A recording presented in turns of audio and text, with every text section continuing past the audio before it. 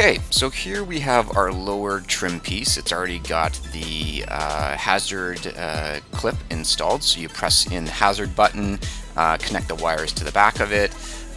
Only goes in one way, so it's pretty simple. So we have all this plastic on the bottom, and so to get things into the car, you kind of have to do things in a certain order. So we're going to take our tablet, we're going to go ahead and we're going to plug in our RCA headphone jack.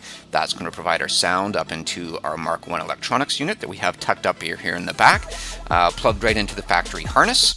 So we've got the audio all taken care of, and the next step is we're going to actually take our right angle USB and we're going to plug it into the bottom. So this is going to give our charge to the tablet as well as give us USB accessory.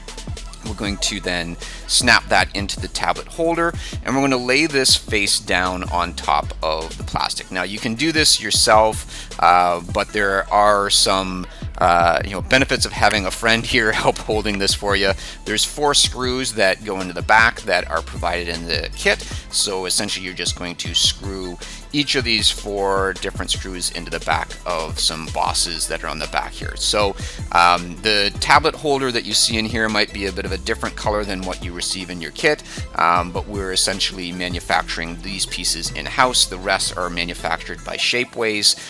So the bottom piece that you see me holding, I've actually already primed and painted black just for the demo installation.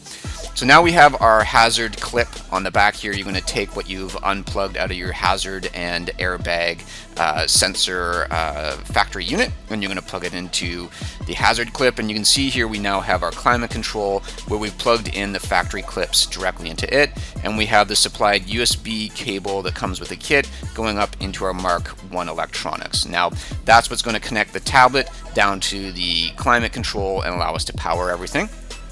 And so here we're just doing the final connection to hook up the hazard clip into the snap-in connector. So this ensures that you've got your hazard button, but also make sure that you don't have any error codes popping up because you don't have the airbag plugged in. Or the sensor plugged in. So here we've got everything all tucked back into the dashboard. Then really all we have to do here is line up our clips and press everything back into place. And then we've got 2 screws to be able to add in.